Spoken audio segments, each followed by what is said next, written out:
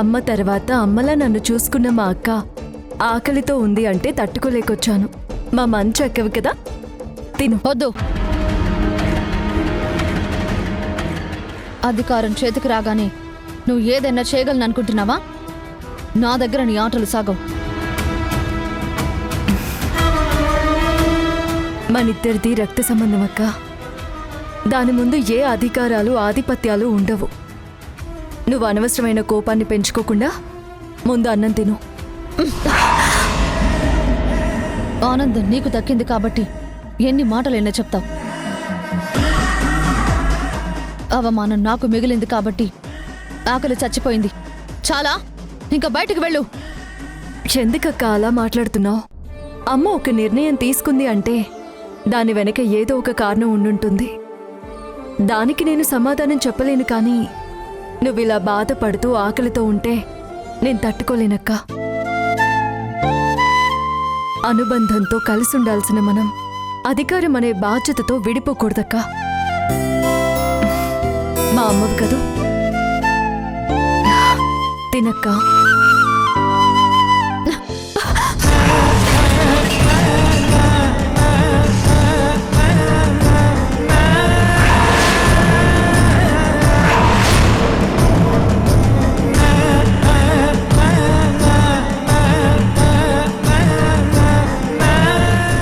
పో బయటికి.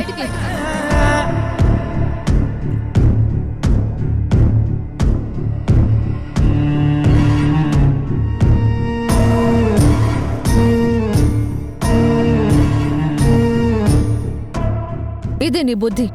చివరికి తమ్ముళ్ళు కూడా నన్ను చూసి భయపడి నీకు దగ్గర ఎలా చేసుకుంటున్నావు? ఏం మాట్లాడుతున్నావక్క? మాట్లాడకు. ఇంకొక మాట కూడా మాట్లాడే అర్హత నీకు లేదు. నన్నెంతో ప్రేమగా చూసుకునే నా అక్కేనా ఇలా మాట్లాడుతుంది? అవును, అమ్మ చేసిన అవమానంతో నేనిలా మారాను. ఆ అధికారం కోసం పెళ్లి చేసుకుని అర్హత సంపాదించినా నన్ను దోషిగా చూపించి నీకు పట్టం కట్టింది. ఇప్పుడు నువ్వు నాకు నిధులు చెప్తున్నావు. పో బయటికి.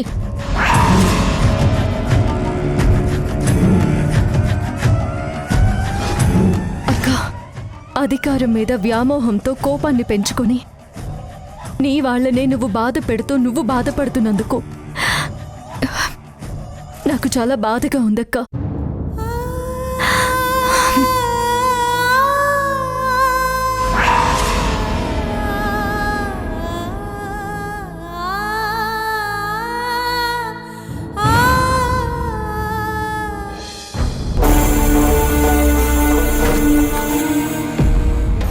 చూసావా రుద్ర, అధికారం రాగానే ఎలా మారిపోయిందో.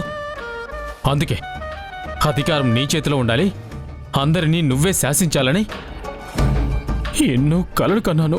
మీ కళ కలగానే మారిపోయింది అనుకుంటున్నారా? తప్పు నాదే రుద్ర. నేను నీ మెళ్ళో కట్టిన తాళం చూపించి నిన్ను అధికారానికి దూరం చేశాను. నీకోసమే నేను ఇల్లరికం వచ్చాను. అత్తయ్య గారు కాళ్ళు పట్టుకున్నాను. విలువలేని చోట మనం ఉండొద్దు, మన ఇంటికి వెళ్ళిపోదాం. అక్కడ నేను నిన్ను మహారాణిలా చూసుకుంటాను. వెళితే పిరికిదాన్ని అనుకుంటారు, బంధం తెంపుకున్నాను అనుకుంటారు. అలా అని అవమానాలన్నీ భరిస్తూ ఇక్కడే ఉండాలా? తెల్లవారితే ధర్మపీఠం మీద దక్షిని కూర్చోబెడతానని మా అమ్మ శపథం చేసింది కదా. దాని తలరాతలో లేని దాన్ని మా అమ్మ ఎలా చేయగలుగుతుంది? సూర్యోదయం కానివ్వండి, ఆ వెలుగులో లెక్కలు ఎలా మారిపోతాయో మీరే చూస్తారు.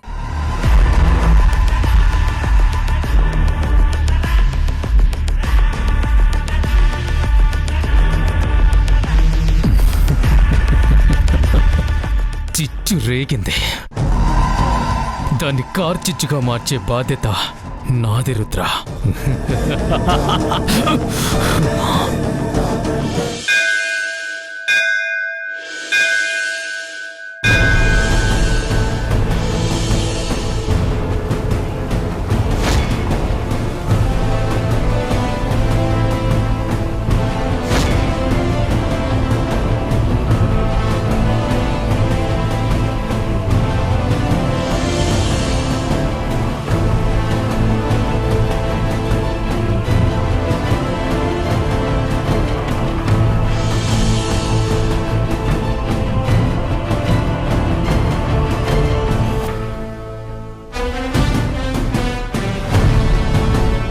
నమస్కారం దీక్షితులు గారు. అమ్మా,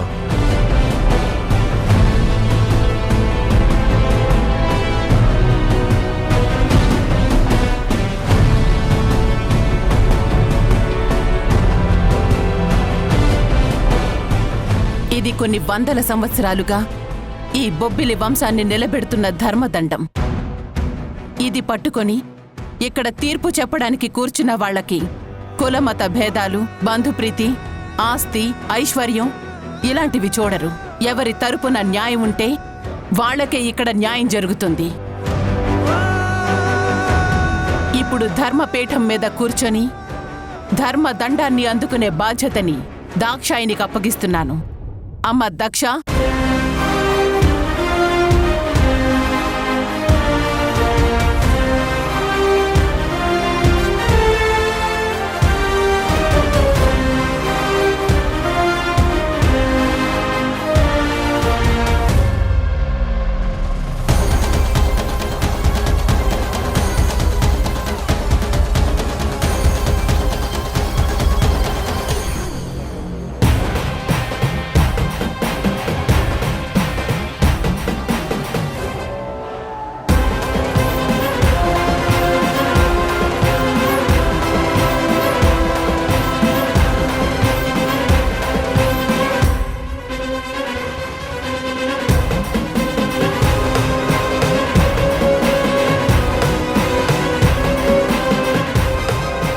ఇప్పటికే ప్రజల చేత మన్ననల్ని పొంది ప్రజల మనిషిగా కీర్తించబడుతున్న దాక్షాయిని రేపు ప్రజారంజకంగా తను ఈ బాధ్యతలు నిర్వర్తిస్తుందని నేను నమ్ముతున్నాను. అందుకే బొబ్బిలి వారసత్వంగా దాక్షాయినికి ఈ ధర్మదండాన్ని అందించవలసిందిగా చంద్రశేఖర దీక్షితుల గారిని ఆదేశిస్తున్నాను.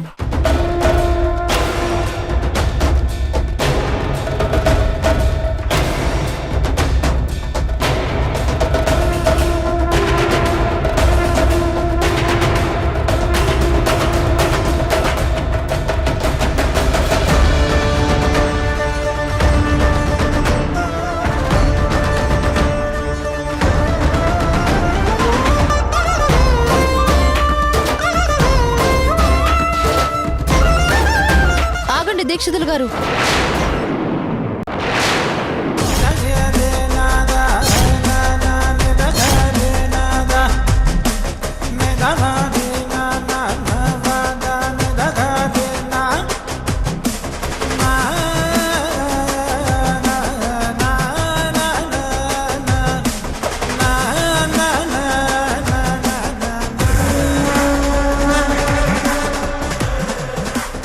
మా వంశానికి చట్టం చేసే హక్కు ఉంటే మేము తప్పు చేసినప్పుడు ఆ శాసనాన్ని చూపించి నిలదీయవలసిన వ్యక్తులు మీరు.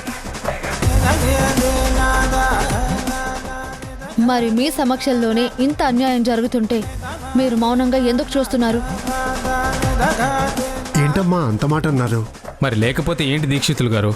పెళ్ళైన వాళ్ళకు మాత్రమే ఈ ధర్మదండాన్ని పట్టుకునే అర్హత ఉంటుంది, ఆ ధర్మపీఠం మీద కూర్చునే గౌరవం దక్కుతుందని ఈ బొబ్బిలి వంశ శాసనంలో ఉంది కదా, మీరు చదవలేదా? మరి పెళ్లి కాని దాక్షాయిని ఈ పదవికి ఎలా అర్హురాలయ్యింది? వేదాలు తెలిసిన మీలాంటి వాళ్ళు మౌనంగా ఉండడం మంచిది కాదని నా ఉద్దేశం. మీరు చెప్పింది నిజమేనమ్మా. ఒకవేళ పెళ్లి కాని వాళ్ళు కూర్చోవలసిన పరిస్థితి ఏర్పడితే అలాంటి క్లిష్ట పరిస్థితిలో ఆ ధర్మపీఠం మీద కూర్చున్న వ్యక్తికి 21 రోజుల్లోగా వివాహం జరగాలి.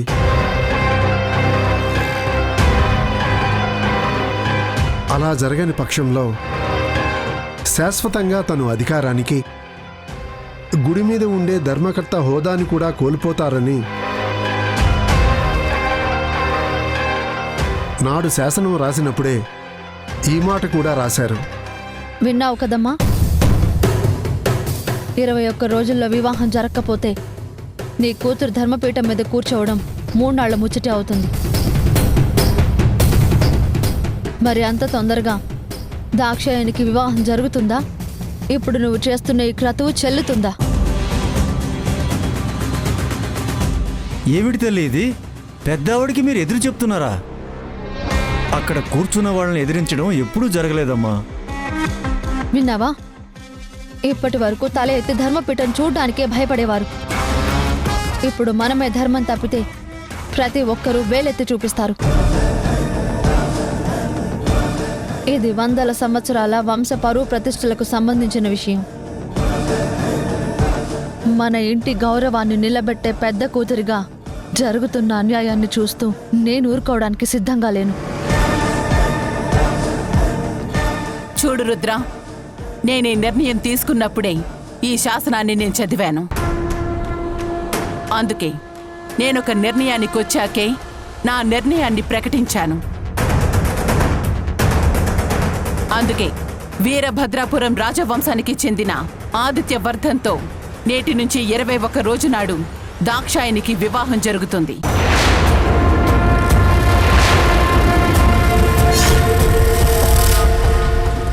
సంబంధం కూడా నిశ్చయించాను.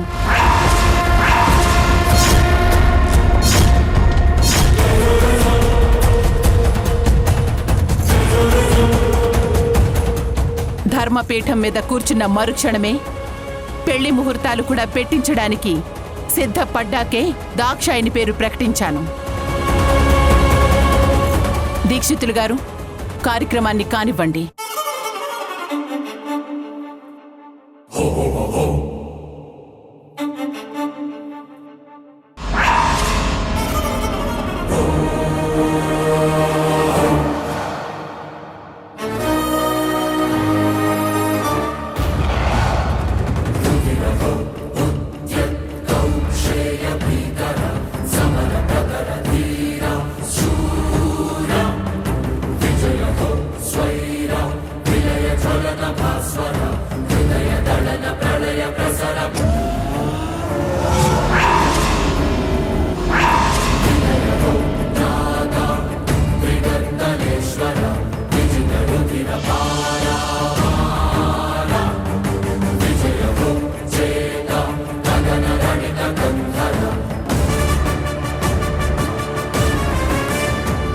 అమ్మా, ఆసనాన్ని అధిష్ఠించండి.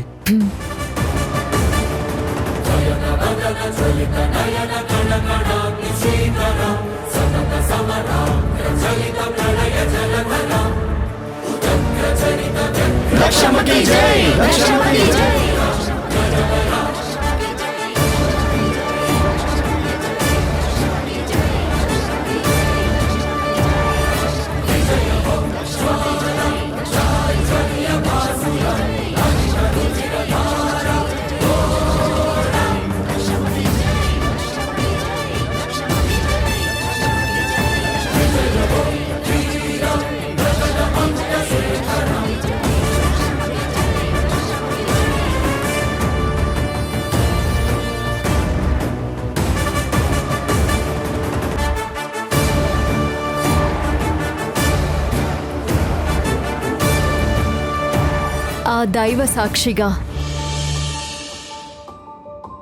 ఈ నేల సాక్షిగా, ఆ నింగి సాక్షిగా, పంచభూతాల సాక్షిగా, నాకు జన్మనిచ్చిన నా తల్లిదండ్రుల సాక్షిగా మీ అందరికీ ఇదే నేను మాటిస్తున్నాను.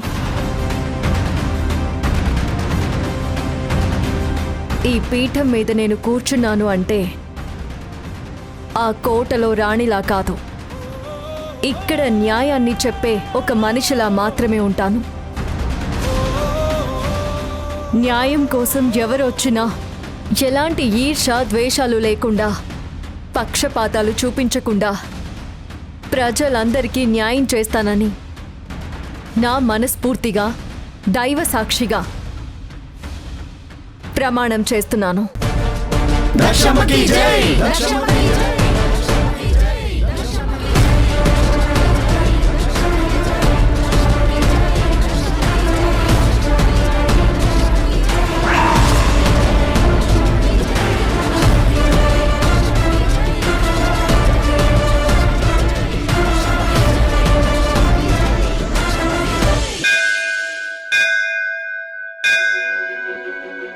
అమ్మా, మీరు మన్నిస్తే నేనొక మాట చెప్పాలి అనుకుంటున్నానమ్మా. మీరెప్పుడూ మా శ్రేయోభిలాషులే. చెప్పండి దీక్షితులు గారు. అది దాక్షాయినికి ఇలా వివాహం చేయడం వల్ల రేపు తన జీవితంలో ఎలాంటి మలుపులు వస్తాయో, ఏం జరుగుతుందోనని నాకు భయంగా ఉందమ్మా. మీ ఉద్దేశం నాకు అర్థం అవుతుంది. కానీ ఎంత ఆలోచించినా నాకు మరో మార్గం కనిపించటం లేదు. నిజమేనమ్మా, కానీ అయినా పెళ్లి వయసొచ్చిన ఆడపిల్లకి పెళ్లి చేయకుండా ఎన్నాళ్ళాగుతాం? ఇప్పటికి 20 సంవత్సరాల నుంచి జాతకంలో ఉన్న దోషమేంటో తెలుసుకొని పరిహారం చేయించాలని పరితపిస్తున్నాం. ఇప్పుడు గుడి సమస్య, ఊరి సమస్య, దాక్షాయిని పెళ్లితో ముడిపడి ఉన్నాయి. నన్నేం చేయమంటారు చెప్పండి దీక్షితులు గారు. నిజమేనమ్మా, పెద్దమ్మాయి గారు అలాంటి నిర్ణయం తీసుకోకుండా ఉండి ఉంటే అసలు ఈ సమస్య వచ్చుండేదే కాదు. అందుకే అన్నీ ఆలోచించే ఈ నిర్ణయం తీసుకున్నాను. న్యాయం నిలబడాలన్నా, ధర్మాన్ని కాపాడాలన్నా మరో మార్గం కనిపించలేదు. ప్రతి సమస్యకి పరిష్కారం ఉంటుందమ్మా. ఈ సమస్యకి పరిష్కారం ఏంటో ఆ దైవమే మార్గం చూపించాలి. దాక్షాయిని జాతకంలో రాబోయే సమస్యకి ఎలాంటి పరిష్కారం ఉంటుందో మీరే ఆలోచించండి. పరిహారం ఏదైనా సరే చేద్దాం. కానీ ఇప్పుడున్న ఈ పరిస్థితుల్లో వివాహం చేయడం తప్ప మరో మార్గం లేదు. అందుకే ఈ విషయాలేవీ దాక్షాయినికి తెలియకుండా మనం ఈ వివాహం జరిపించాలి.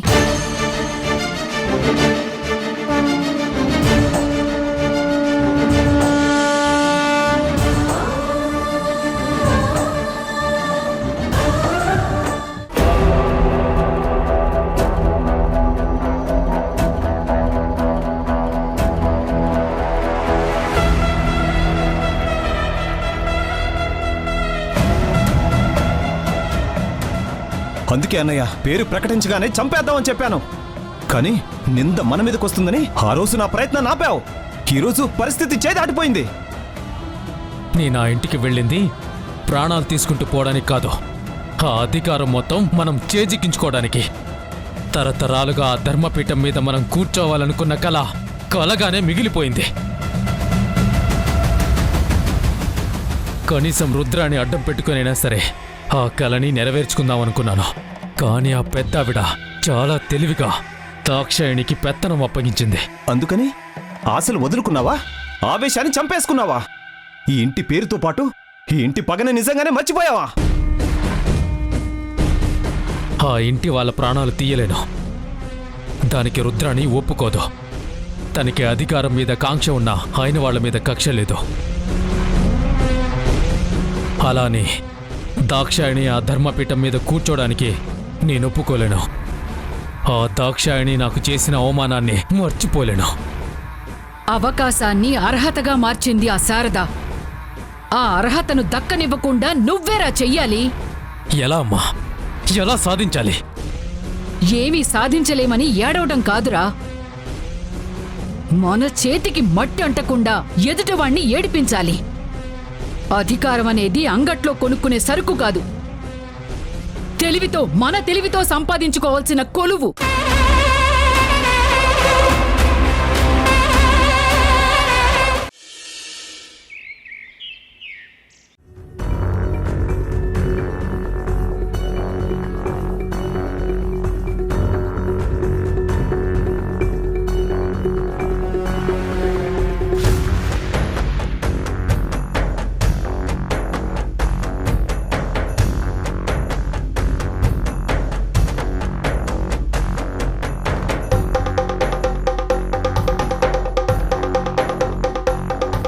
ఏంటి దీక్షితులు గారు, మిమ్మల్ని ముహూర్తం పెట్టమంటే కళ్ళు మూసుకొని లెక్క కట్టి ముహూర్తం ఇది అని చెప్తారు కదా. అలాంటిది దక్ష పెళ్లికి ముహూర్తం పెట్టమంటే అరగంట నుంచి ఆ పంచాంగంలో లెక్కలు వేస్తూనే ఉన్నారు.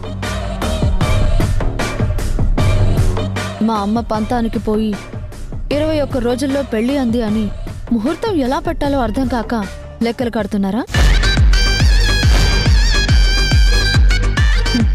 కనీసం ఆ ముహూర్త బలంతో దాక్షాయిని 7 అడుగులు నడుస్తుందా, లేక మండపానికి వెళ్ళక ముందే కళ్యాణం ఆగిపోతుందా? రుద్రాణి, ఇక్కడ వివాహం జరుగుతున్నది నీ చెల్లెలికి. మాట్లాడే ముందు వెనక ఆలోచించుకుని మాట్లాడితే మంచిది. నేను తప్పుగా మాట్లాడలేదు. పెళ్ళి అంటే అటు 7 తరాలు ఇటు 7 తరాలు చూసి చేయమంటారు. ముహూర్తాన్ని కూడా అన్నీ అనుకూలంగా ఉన్నప్పుడే పెట్టమంటారు. అంతేకాని మనకి అవసరం ఉంది కదా అని ఇలా పెట్టేస్తే ఇలాంటి అనుమానాలు అందరికీ వస్తాయి. పెద్దల అనుమతి లేకుండా కనీసం మాట కూడా చెప్పకుండా గుళ్ళో దండలు మార్చుకొచ్చిన వాళ్ళకి ఇంట్లో వివాహం జరుగుతూ ఉంటే ఇలాగే ఉంటుంది. నువ్వేమీ నన్ను తప్పుబట్టనక్కర్లేదు. ఇప్పుడు నా పెళ్లిని ఎత్తి చూపనక్కర్లేదు. అందుకే నా భర్త ఇంట్లోనే ఉన్నా ఇక్కడికి రాలేదు. రుద్రా, నన్ను పూర్తిగా చెప్పనివ్వండి. ముహూర్తం ఎంత గొప్పగా ఉంటుందో ఇందాకటి నుంచి అంతు పట్టకుండా లెక్కలు కడుతున్న దీక్షితులు గారే చెప్తారు. ముహూర్తాలు దొరకలేదని, అనుకున్న రోజు పెళ్లి జరగదు అని.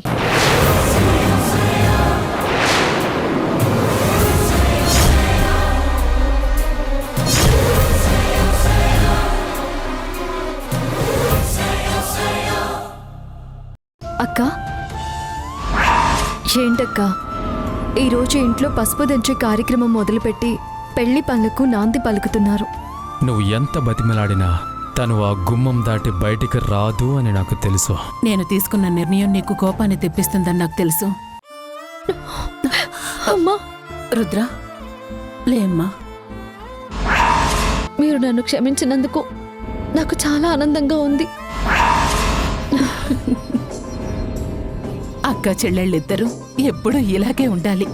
అక్క చెల్లెళ్ళు కలిసి విక్రమసింహ ఆలోచనల్ని తలకిందులు చేస్తారా